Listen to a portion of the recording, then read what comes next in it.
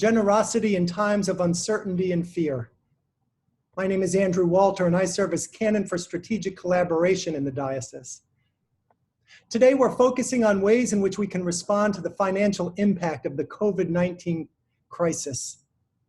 All of the congregations in the diocese, no matter how big or how small, are feeling financial pressure right now due to a drop in income. Our hope for this time together is to share ideas on how we can stay connected to the people in our congregations and encourage their continued financial support. Before I introduce our other panelists, I'd like to take a moment and offer a prayer on our collective behalf. Let us pray. Eternal God, it's another day full of hope and opportunity, challenges and burdens. Help us to embrace what is possible rather than what is not, to accomplish what we can and let go of what we can't.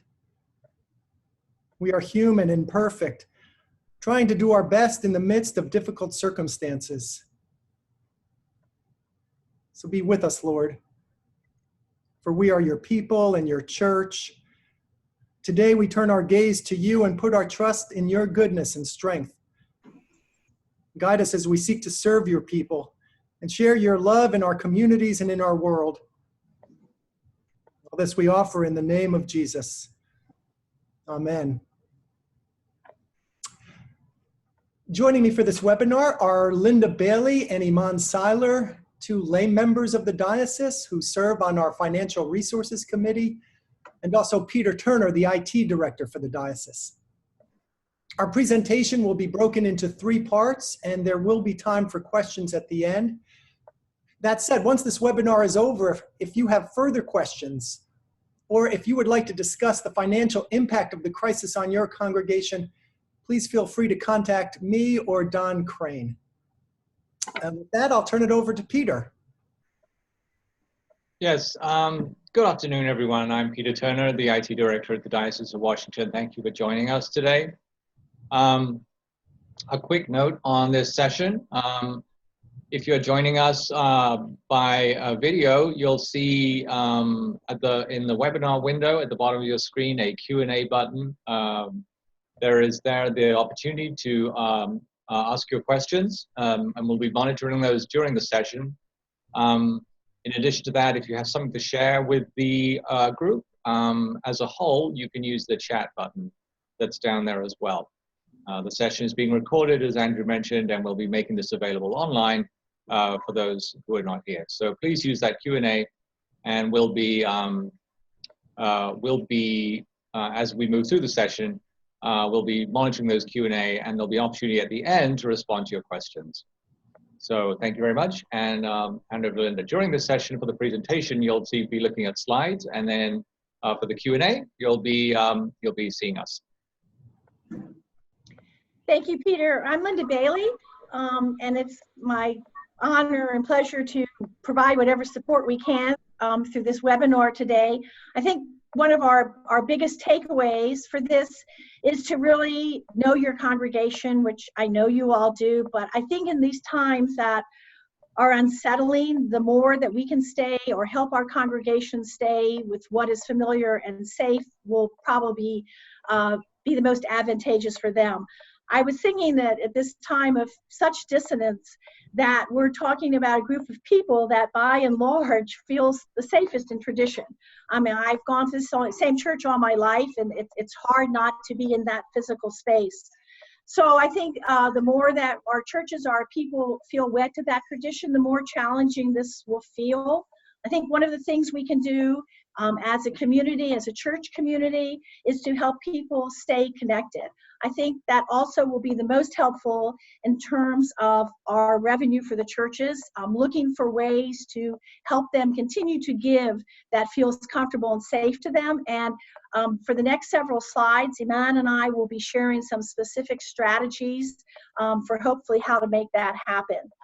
So for the first part of our presentation, we're really looking at sort of what is going on right now. And yesterday, as I was putting these slides together, my electronic newsletter from the TENS Episcopal News Service came through, and no surprise, the very lead article was about how parishes were dealing with the fact that the money is not coming in, or certainly not coming in traditional ways, and how are they going to brace for these shortfalls. So this is something that's happening everywhere, certainly not just in the Diocese of Washington. The lead article written by David Paulson had this quote in it that said, "Empty pews mean no offering plate." That's certainly true. So hopefully we can help you with some strategies to help your people continue to provide financial support, even though we're no longer sitting in a pew passing an offering plate. And I'm going to hand off to Iman now.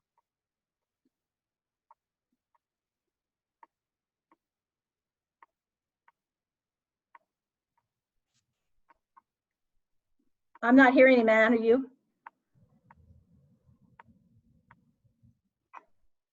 Good afternoon, everyone. I hope you're having a wonderful day. A couple of things that we would like to talk to you about. The first one is, how do we communicate the need for continued financial support? One point we'd like to bring to you guys is, just because our physical buildings are closed, that does not mean that the mission and ministries of our churches stop. In fact, the need for the work of the churches is no doubt of greater importance than ever before. Fortunately, some people in our congregations are employed in an industry that allows their businesses to still be open. And this is a blessing and also comes with responsibility. Some of our congregations still may have to have expenses that are salaries, mortgages, and utilities that do not stop. And we are dependent on everyone's continued generosity. So with that being said, in our own communities, some will have their jobs suspended, and some retirees who are living off their investments will need the church's help. So it is our desire that we continue to be a blessing to those who have blessed, that God has given a blessing to us. Fortunately, we continue to serve out God's mission, and it will still continue to take place. But we are called to be disciples in this world and to restore all people to unity with God and in Christ. So again, really important to make sure that your congregation understands that there is a need, that they do need to keep paying. If you're a pledge-based church, that they keep paying their pledges. If you're not pledge-based, that in whatever ways your community provides financial support, that they continue to do that. As you share this need that you need to keep paying your pledge, or we need to have the money continue to come in, one of the things that's important to highlight is the incredible work of our clergy and staff. And in any church, the clergy and staff are the most valuable assets. And I think some people may be wondering, well, what are the clergy doing now? The church isn't open. And of course, you all know that they're working harder than ever. They're putting together online services. They're doing virtual meetings, virtual prayer groups. There's a huge responsibility now to stay in contact with each other in new ways, because we're not meeting physically. The pastoral needs are probably even greater. So without a doubt, the most important use of our pledge money and our revenue is to make sure that our clergy, administrative, and support staff continue to be paid, just as that's so important for us. We want that to happen for our clergy and support staff. I think we also need to be especially compassionate about people who work for our church who may be the most affected by the loss of a paycheck. So where I go to church, we have people who come in on Sunday mornings and watch our young children so that parents can attend the service without an infant. I'm sure that paycheck for those women is incredibly vital. Our Minister of Music asked us about paying our section leaders. Again, this is money that's supplemental to some other job. So if at all possible, it's really important to hold those people up to your community and help them understand that their pledge dollars or the other ways that we give will enable the church to continue to pay these members of their staff. Okay, and Iman, I'm back to you. So it is important to continue the ministry and mission of our church, and it does help us if we continue to advocate that with our congregations. Again, like we said before, Our mission of the church is not dependent on our physical spaces, but always was and still is now about the body of Christ. And how do we as congregations continue to respond to those needs in our community and with the people that are in our congregations, and continue to call all of us out into the community of basically fulfilling the financial pledges that they promised, or to continue to give so that the church can respond to the needs in our community while staying safe at the same time. Okay. So all of this is really tied into the very first slide about staying connected. It's probably more important than ever for our congregations to feel connected. I know I'm starting to hear just incredibly sad stories about some of our older parishioners who are in assisted living facility, and they now can no longer have visitors. So they're basically staying in their room. They have their meals delivered to them. They're very isolated. Or it can be the stay-at-home parents now who have kids all the time. Again, that can be a very isolating type of experience. So really encourage you in whatever way works best for your community to stay connected. Some churches use phone trees. We use a lot of email, a lot of online types of communications. That works really well for us. It may be phone calls, but whatever way your church stays connected, it's really important to be looking at those mechanisms right now. This also shouldn't just be the responsibility of your clergy. Hopefully there are other groups. At Grace, we have dinner groups, and our dinner groups have started connecting to each other. We can't have dinner together, but we can be in community with one another. So I really encourage you to explore the ways to stay connected. Multiple contacts are best. If your vestry can help connect with people so that especially the ones that are most at risk feel the most connected and the most cared for. This is also a great time, just as when you do a stewardship canvas, it's a great time to find out what's going on with people. As we check in and connect with people now, this is a great time to find out if they're having any personal crisis in terms of finances. And obviously, if that's the case, we encourage them to go directly to our clergy to let our clergy know what's happening. So you can also find out if they're having financial issues too. Probably the most important issue is that as you approach your congregation, if you haven't already, about we do need you to pay your pledge, we do need you to keep giving, that this shouldn't be the first or only contact. So hopefully, however you're sharing information about the financial need, this comes in the midst of many other contacts and many other connections with the larger parish. And Amen, I'm back to you. So for many of our congregations, we want to continue on the ways in which our congregations provides revenue for the church. A lot of our congregations do pledges, and a lot of our congregations do not do that stream of annual giving. So we encourage you to continue in the ways that you have done giving and offering on Sunday mornings or throughout the week. And Peter will go on later on to give us some examples of those. So for some of us, we have non-traditional ways of annual giving in terms of fundraisers or events that happen, maybe postponing those events to a later date, or some places do auctions. Maybe doing an auction online might be the best way to do some of those fundraisers that you have done in the past. And to give people different ways of giving via, like I said, via online or through the mail, or possibly providing a way to go and pick up a check or handing someone stamps, however that would suit for your congregation. Those might be ways of helping to continue the offering plate or the pledges that you send out.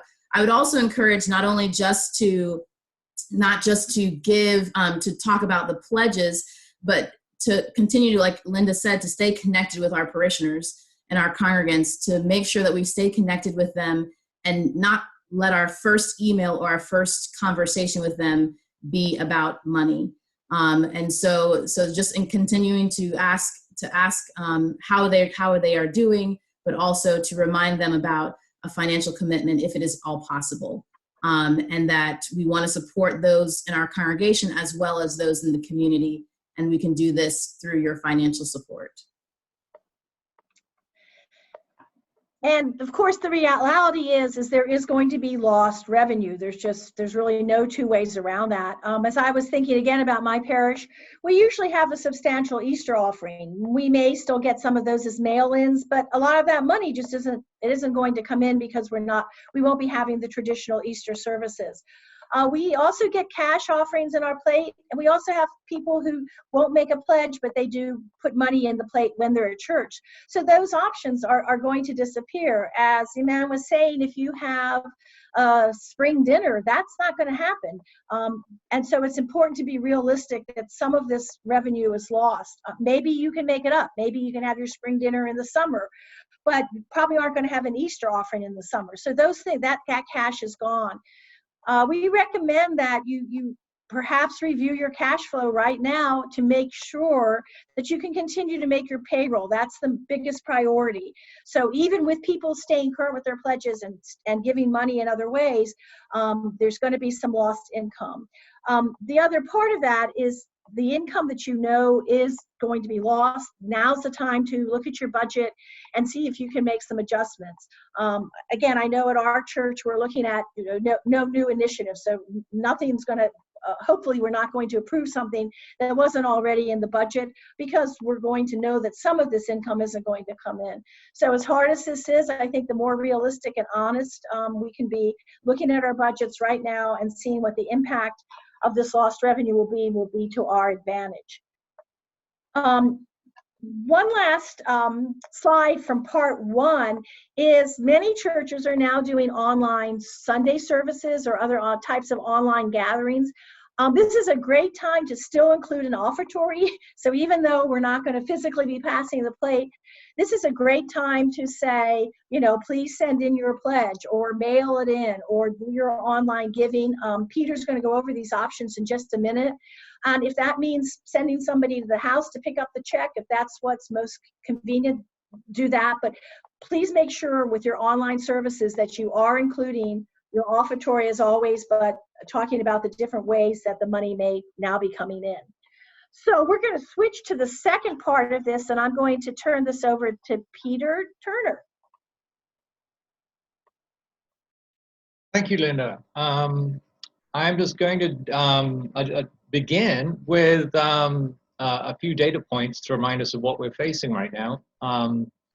Data from online merchant processors for churches in 2019 revealed that in the US, over 60% of regular church attendees are now open to giving by some digital option, and overall 50% of transactions are now made by credit card.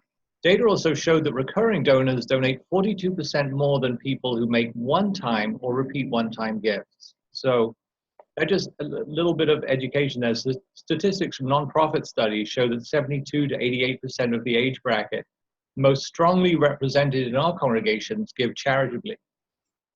Those in the 55 to 75 age prefer voice calls, email, and use social media. But they are resistant to change to new technology, but take to it quickly once they do. And I think that's a phenomenon that we're very familiar with in our parishes. Those in the generation above that, older than that, over 75, however, while very loyal donors prefer voice calls and direct mail in terms of communications, and are slow to use email and avoid text messaging and social media. So it just kind of educates how you might, how those age groups might prefer communications.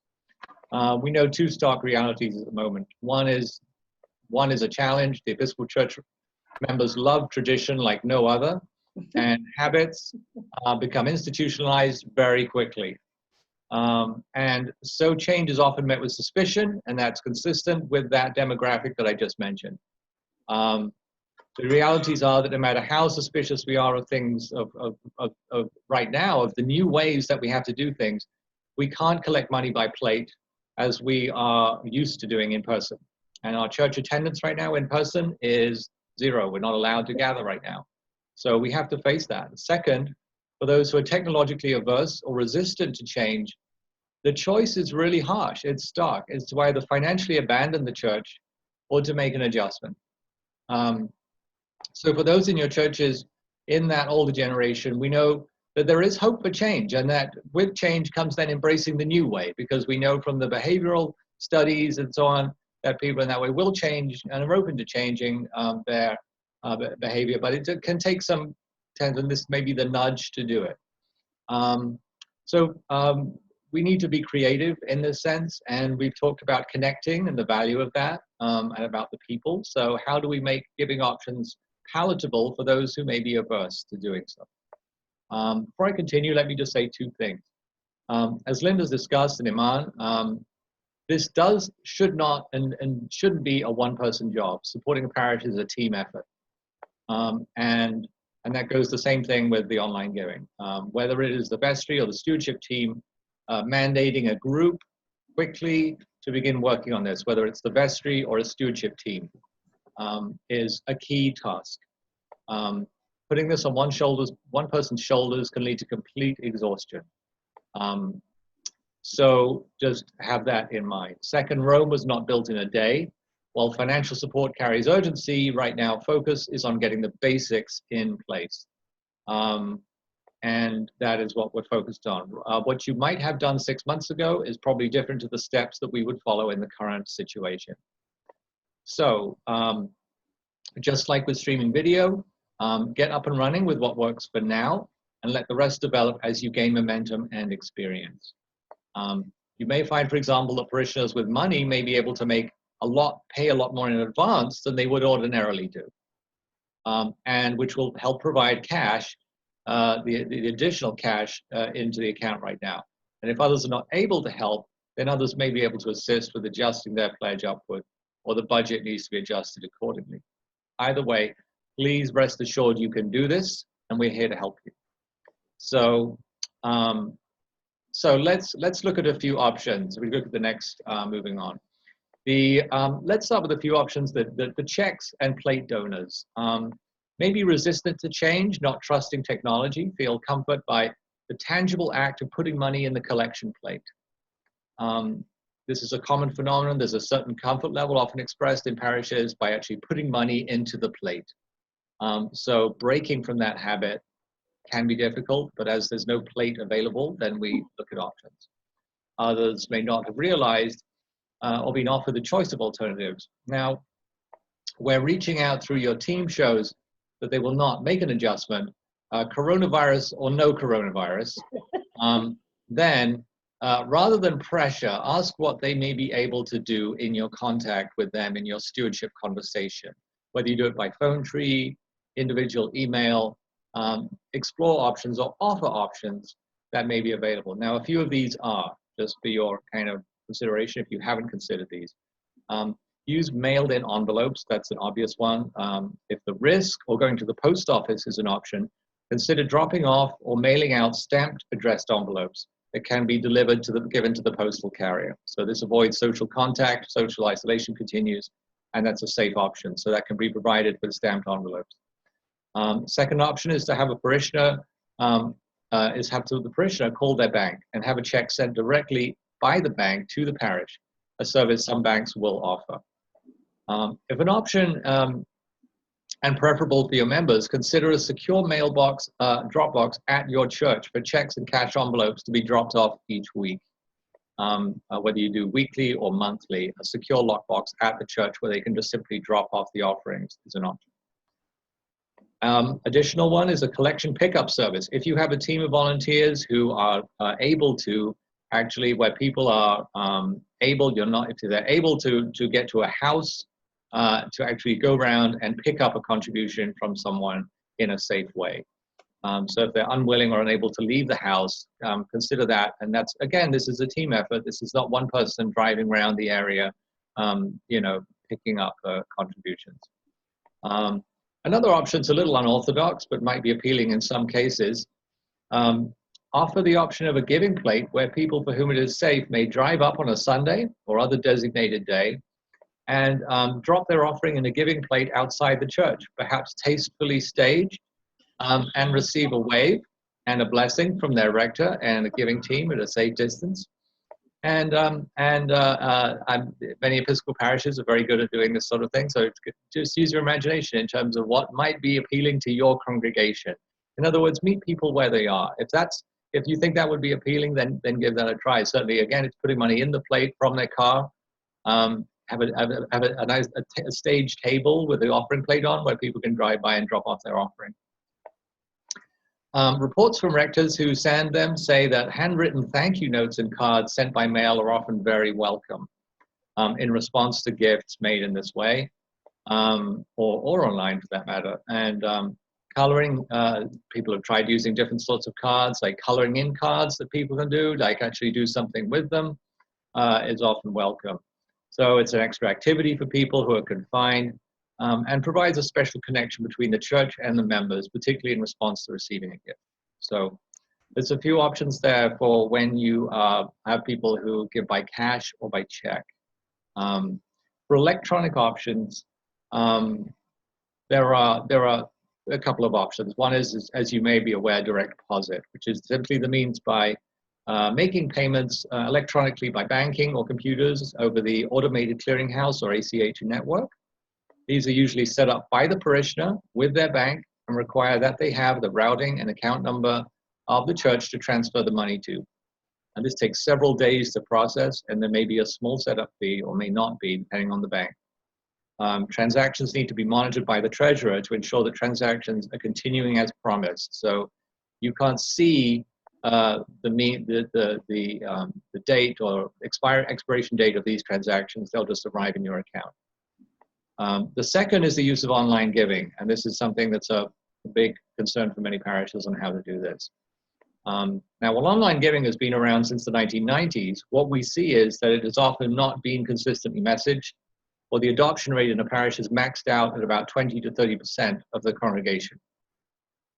Without the offering plate available, online giving is really the ideal option in terms of managing these gifts and monitoring them. So first, online giving, what do we mean?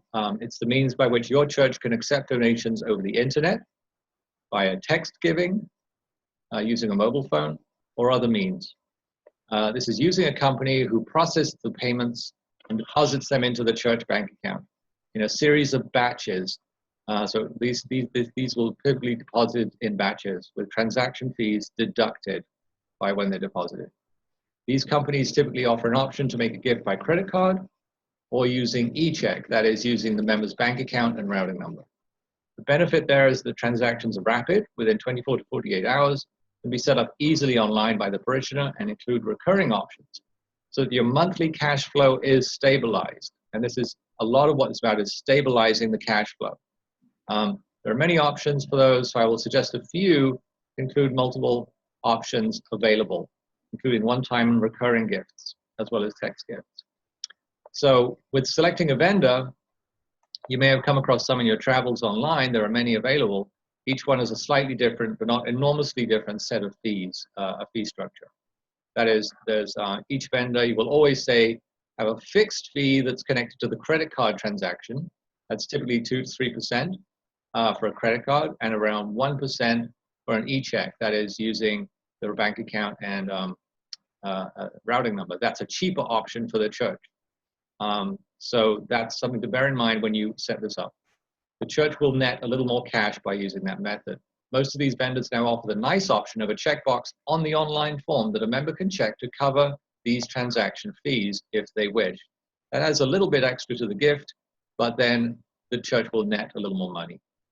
The first place I usually start with working with any church is if they have a current membership database.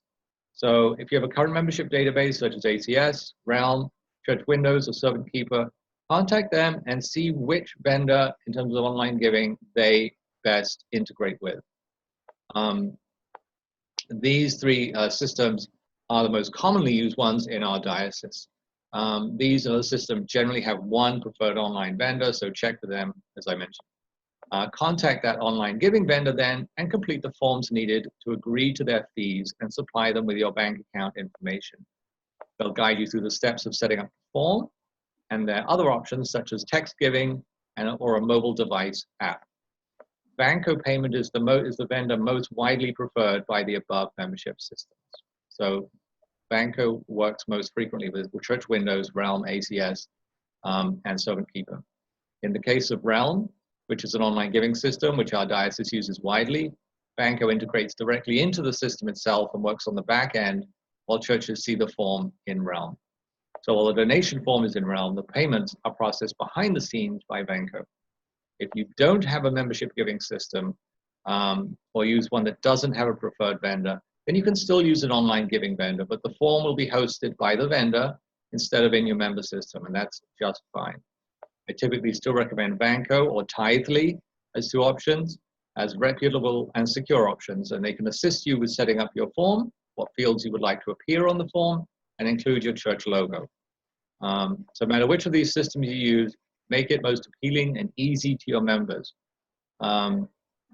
That's very important when you're switching to a new system, and encourage people to use, if they can, use the ACH option, and encourage them to make a recurring gift, to set it up, make it monthly. If you can do that, then your cash flow will be more sustainable and reliable coming in each month, if they can set up a recurring gift. If you use a system like Realm, consider at this time making the form in Realm for those parishes using that not require a login, but an open donation form that will accept the gift from anyone, whether in your system or not. It may require more attention in order to ensure you don't have duplicates, but during this time, we want to try and make the transition as easy as possible, and not for them to have to firstly set up their login to Realm. You can have this, have members make a gift directly into Realm without having to set up their login first. You can always address this at a later time in terms of having people create their login, but right now the priority is on collecting the donations. You can also use the self-register form in Realm as another form that people can self-register in Realm rather than having to send invites. So for help on this, please contact ACH to talk to an e-giving coach as soon as possible. Okay, so just moving on to the next one. Once we've set up how do we get people to use them, Linda and Iman have talked about ways to message and communicate with your members and ask about fulfilling pledge commitments. If checked, then we have some options there. So if by online gift, how and where to mention this? So like, how do you then proceed once you set this up to actually get people to use this? So on your website, make an easy to use link. That's the most obvious one. Put a link on your website. Link to the form, link to your Realm form, link to your giving form, whatever you use. Many parish websites currently have this, and if you do, make sure the form is as easy to use, has your logo on, so it feels familiar, and easy to capture the gift as possible. Mention the importance of supporting the parish through this time in email communications. Anything you send out in email, do mention whenever you can and is appropriate, link directly to that form. For Realm parishes, you can advertise the giving form and also the option to register for the app. And for those who currently know the smartphone friendly, may use the app, the Realm app on their smartphone. In Stewardship phone calls, discuss options and help people through it over the phone. Consider creating an online step-by-step giving guide. You can send this out by your emails to parishioners, or put it on your website as well. It's easily available by email or direct mail to members, and Realm and some other online processors have these available pre-made for you. Use your online videos, such as a worship service online. I've been amazed how many services, not amazed, but just kind of a missed opportunity in a way. When you offer an online worship service, usually when you have the offertory, in the current worship services, there's no mention of the offertory during the online worship services that I've seen. So you can show it on the screen if you're capable, if your method of streaming can do that, or mention that they can go to the website and make their gift, or mention that they can text gift. If you have text giving set up, just say text to this number with this code, and then have them make their gift right then while they're watching the stream. So make that as easy as possible to do. Text giving for those with a smartphone is incredibly easy to do. So try that out, and is the same fees as if you use credit cards. If you have the capacity, Consider also making a stewardship video message to talk to parishioners directly about giving. You can include this in a stewardship email and make a video. Include a photo if you like at the top, but a video can go a long way just to providing reassurance. If your rector or wardens participate in a region group of the diocese, reach out to fellow clergy and wardens in that group and see what help or advice is available or if collaboration is possible. It's a great resource, and it's proven very, very helpful in many cases. Our rector mentioned recently that as many technically capable people in their parish are currently at home, not able to go to work, they may be able to assist you with this and available to volunteer in other ways more than usual. So some people have more time on their hands right now than they usually would. If you have online meetings, at the end of the meeting, when reminding people of upcoming events, mention that if they haven't set up a gift yet, they can make that online. Consider including in your stewardship group some giving shepherds. And if you use Realm, perhaps Realm shepherds. These are willing volunteers who are available to be on hand to reach out by phone, email, or other means to help members get their gifts set up and let the team members know when this is done and how it went. Going down the list and getting people set up will bring a sense of encouragement and gratitude to both your staff, your volunteers, and your parishioners in terms of that contact. So consider doing that as an option. There are many parishioners who are very willing to do that. Finally, a reassurance on security. One repeated question I have heard over and over is the question of security and can this online system be trusted?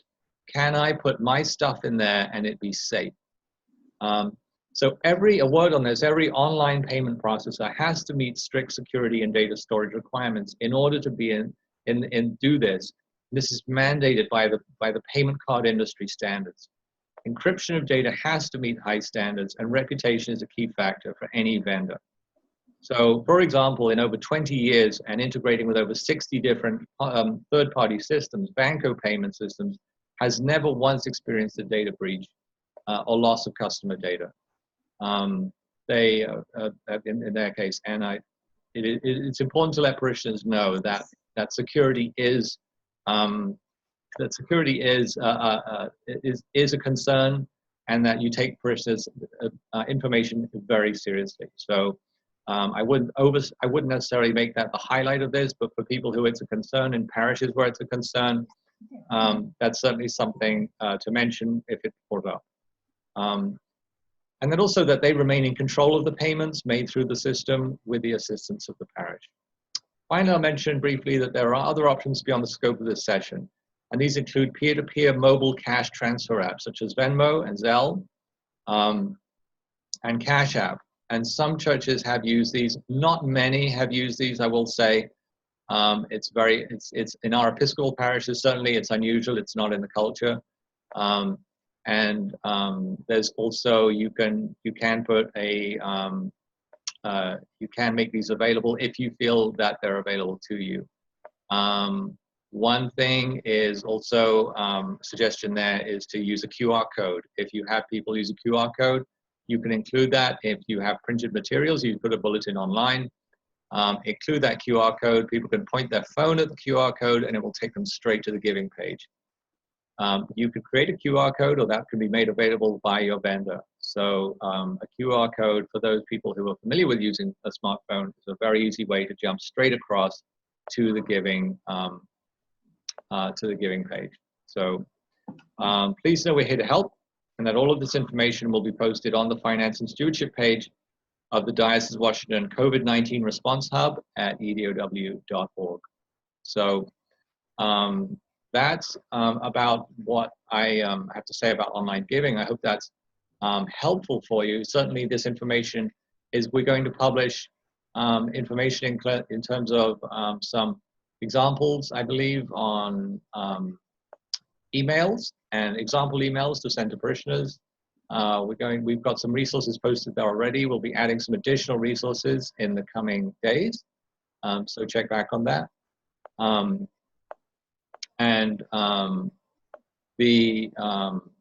The other option there, I see a comment here that you can also, remember, make designations through your online offering form. So if you're collecting money for flowers specifically, or you're collecting money for the flower guild or a particular thing, you can make that available on your offering form. No matter if you use Realm or another offering system, the parishioner can make a designation.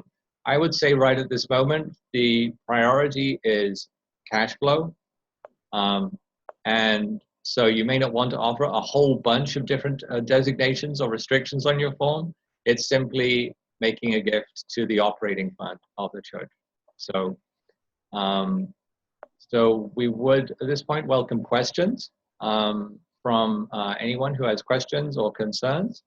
A question, is the webinar posted later today for those who are registered and participated? Yes, this webinar will be shared online with the on our finance and stewardship page on the diocesan website. So that will be available. A question about Realm. The Realm is you'll find information about that on the finance and stewardship page on the website. I put a link there about Realm. We have a partnership with ACS on this for the diocese on a discounted subscription to Realm. It's an online membership system that includes online giving. So it's kind of an integrated online system. It's made by a company called ACS, if you're familiar with that. If you go to the website, click on the COVID-19 section under Finance and Stewardship, you'll see a link to it there. And we have discounted rates for parishes using that system. Now may not be the time to make that transition, as we're in this now is the kind of the time to, as I said, you don't build everything at once, but if you're interested in it, you can certainly learn about that more. It's an integrated membership giving system. It also includes other things like groups and online directory and other features. So do we have other questions? We're open to any questions you guys have or comments. Something coming in from chat here. Okay, I just want to make sure people know how to ask questions. Yes, you can use chat or Q&A, prefer Q&A, but if they're coming in by chat. Question is, what do you believe the benefits of using these online giving platforms versus people make direct deposits from their bank accounts? The benefit of the online system is that it's an online giving portal that the church then can run reports on and see, have access to, and be able to run reports and see the overall state of who's giving what and who's set up the transactions. So from the management perspective of the church, it's a lot easier to see and manage these online gifts. Typically also, there's a lot more flexibility on online giving than there is in direct deposit. Direct deposit is simply a bank-to-bank transaction made by an individual parishioner to another bank. That's set up by the parishioner. The church does not have any view to see overall what the picture looks like in terms of whether gifts are recurring, one-time gifts, and so on. It just, the transaction will show up in the bank account, but that is a limitation on that. So it does give you a little more control. And of course with Realm, that's all integrated into the system. A question here is on, if we've already covered this, what is the benefit of online giving over PayPal? That is a good question. We do hear questions about PayPal. I typically recommend using an actual online giving system. PayPal does have an online giving tool. It's a bit more challenge on the reporting side on PayPal, and it wasn't built as a membership, as an online giving system for churches, for nonprofits and churches. It was an add-on to PayPal that they added to make online donation instead of a purchase. So in terms of managing the gifts and getting reports on the gifts, I would recommend using an online giving as opposed to PayPal. Although I know some churches have used PayPal, some now have used it less and less and moved to an actual online giving system, a vendor that does online giving versus PayPal. So I hope that's helpful. The fee structure with PayPal is similar, but the functionality is not the same. PayPal is PayPal has reduced fees. It was very expensive. The fees are very high compared to Banco, someone mentioned, but I have found that they have reduced the fees, but I would not recommend it in terms of the features. Yeah, note here on the chat here that the chat is quite active here. Reach out to parishioners we thought would be interested, and it's gone well. Many are donating $2,500 to $5,000. We are pooling all these funds for the match. So some people are saying they're doing matching gifts. Some people are offering matching gifts when someone makes a gift, and that's a creative way of expanding your revenue. So, yeah, and a message here, mailed-in offerings will not work for our parish because we're not getting mail while the building is closed. That's a good point. Yeah, so you're using a P.O. box instead of a thing at the church. So that's another option. If you're using a P.O. box instead of a drop box at the church is another option. Another parish thing out in the country, we're fine with picking up our mail at the parish. It's really making what's most comfortable for your parishioners. So, meeting people where they are and being creative in whatever ways are most comfortable. So everyone is in a different place. And if you feel like, you need some additional assistance, we are certainly here to help you. Linda, do you just want to say, or Andrew, about who to contact in terms of best points of contact about going forward if people have specific questions on specific areas? That would be you, Andrew. Sure, absolutely. If people have specific questions about sort of the financial challenges your parish might be facing, definitely please feel free to reach out to me. My contact information is on the diocesan website. Hopefully all of you saw the letter that Bishop Marianne sent out yesterday, which addressed parish support during this time. If you have technical questions about giving, online giving, Peter obviously would be the person to contact about those questions, just as he's been answering them today. Thanks, Andrew. There's another question here. Is it safe, you mentioned using a secure Dropbox, is it safe having people touching the box without someone constantly cleaning the slot? I think that is a concern. I mean, when you consider that every time something comes through the mail, multiple people are touching it as it goes through the mail system. The mail carrier and other people are touching the mail. It's coming into a Dropbox. If you have a mailbox that people can drop through a slot into a box that's a secure box, then that's certainly an option. A PO box is certainly another option there to set up. Whatever facility your church has or can use. Linda or Iman, I don't know if you have any other thoughts on that, on how you've seen in terms of facilities or options for some churches, maybe more rural churches, how they might. I think you're right, Peter. I mean, any piece of mail is going to have been touched multiple times. And the real thing is after you touch it to wash your hands. So we can't, there's no way that we can make a system for handling mail that other people haven't touched. The point is to wash your hands and don't touch your face after you handle it. So, Iman, I don't know, you have any other ideas? No, I think that's right. I mean, I think if you want to leave some Clorox wipes right outside where that mailbox is and have people wipe it off, or put a pack of gloves out there so people can put their mail in that drop-off box. I mean, those are some higher, ways of doing things. But just like when you go to the grocery store, for instance, down here, they hand you a Clorox wipe and you wipe off the bar for your grocery cart. That might be a way. Just leave a Clorox boxes right there beside it, or put some Purell right there beside it. That is a great idea. I've seen certainly at the grocery store the Lysol wipes when you come in to wipe off the cart as soon as you arrive, and then on the way out as well. So the same practice could apply here if you were using that option. And question here, online giving is a better method for tracking giving. Yes, if you're using online giving, it is by far the easiest option of tracking those gifts.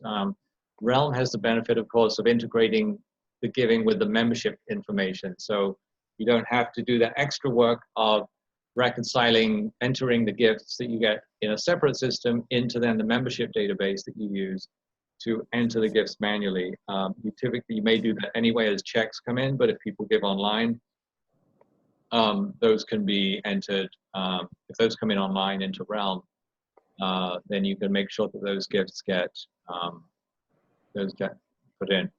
There's a question here about adding a link to a Facebook stream to Realm gift on a Facebook stream. I know Facebook has some options as far as adding a donation link to a live stream, which you can do, and they have some payment options available. There are integrations with Facebook, so you can certainly, Facebook has its own nonprofit church connection integration. So if you're a nonprofit, you can set up on your Facebook Live, you can set up a link on there. And I've seen this at some parishes. Most parishes have not done this. The Cathedral does it. You may have seen on their live stream, they have a donate link. Although I've seen that it's not been a huge response. Fairly small response. It is visible to other people how much has been given, and then how much has been given and how many people gave.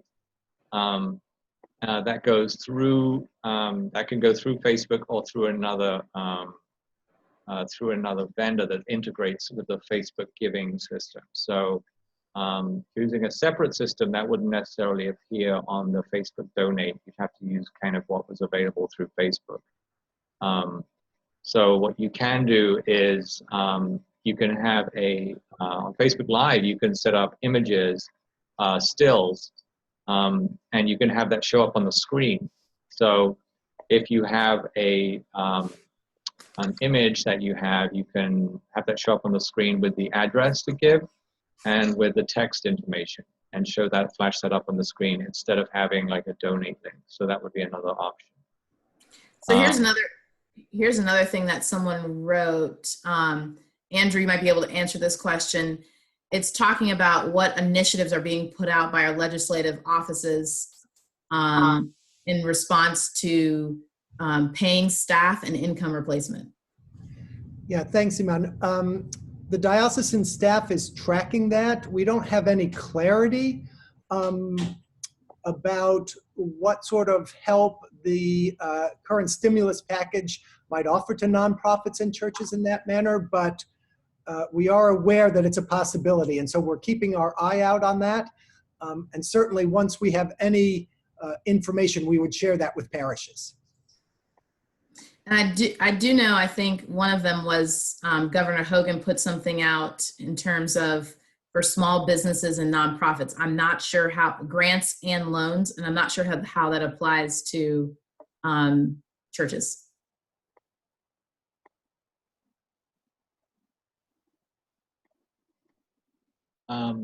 Yeah, thank you for that. I'm just looking through. I think I'm not seeing any other questions. If you have questions, use the Q&A button down the bottom of the screen, or people are posting on chat there. That's great. We're seeing lots of things coming in. So if there's anything else, please go ahead and post that. Again, as Andrew mentioned, the points of contact for different questions for certainly members of the diocesan staff are available on the giving, on the COVID-19 portal, resource hub as we call it, on the website. So feel free to go there. There's for facilities, the new thing on what's essential in terms of facilities is there, along with other areas. So please know that, and the phone numbers and email addresses of everyone to contact are there. We're available to help. Please do reach out to us and get in touch. and let us know if you have specific questions. We're happy to respond and help with that. And like I say, and Linda, I believe we're going to post perhaps some examples and Yes. templates on emails that you may be able to utilize. Absolutely. We'll have some templates. I also just want to, just a brief announcement about our annual giving out of the Financial Resources Committee. I'm sure many of you have attended our workshops. Hopefully you saw our online materials last year. We are still working hard on those things. We actually had our first workshop was planned for the end of April, so that will be postponed. We're also exploring ways to do our workshops virtually, like this meeting today. But the Financial Resources Committee is hard at work, and we will have our online materials for this year up hopefully in about another month. So please check back, and this will be an unusual year coming up for stewardship, but we hope to offer as much support as we possibly can. And final question here before we close.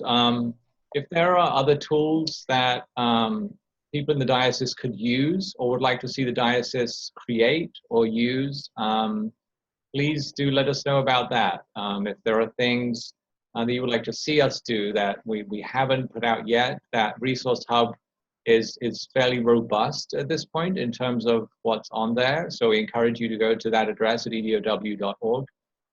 There's a lot of resources for different areas currently of concern, and we're expanding those each day. We review that and add some extra information, and we'll certainly put the information from this session along with some other things in that area. So please let others know about this and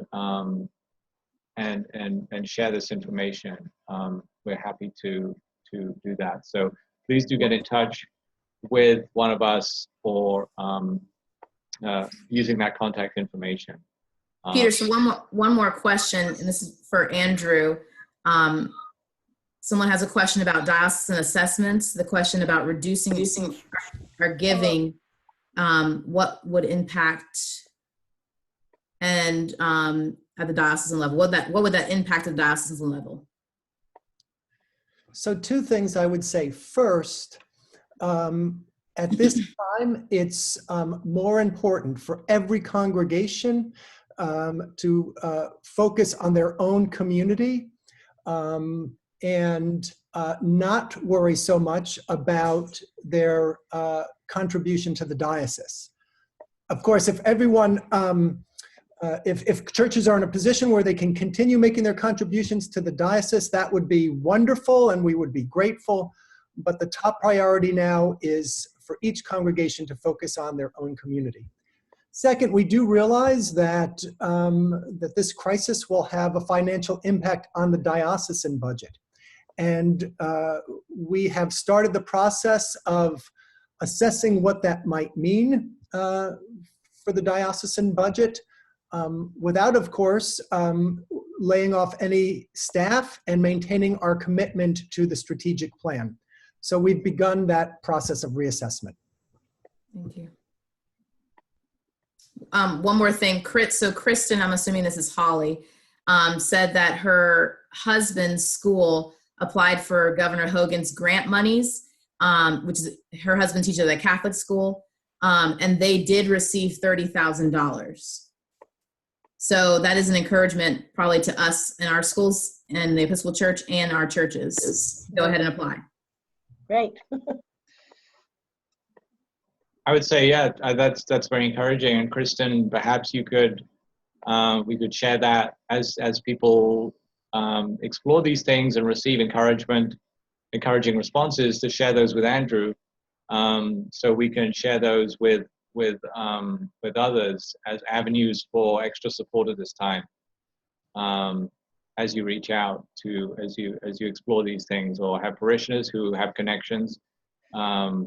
The more people who, during this time, who are reaching out, letting us know, we can share with others. And we can also share this through, we have an extensive network of the regions, the diocesan regions, directly to regional clergy. which is a very quick and rapid way of communicating out information. So if you have a success story on that, please let us know. We can add it to our site and communicate it out to our parishes and schools.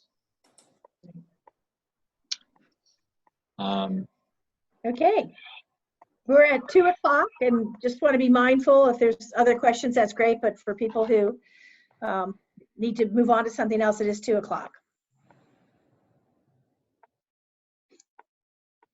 I think so. And again, thank you, everyone. The recording from this session, as soon as we finish this, we'll be posting this afternoon onto the page, on the finances and stewardship page of our resource hub on the website, along with some other information. So please check there and refer others to that section for information related to this. Thank you. Thank you, everyone. Thanks for joining today, and blessings to you all.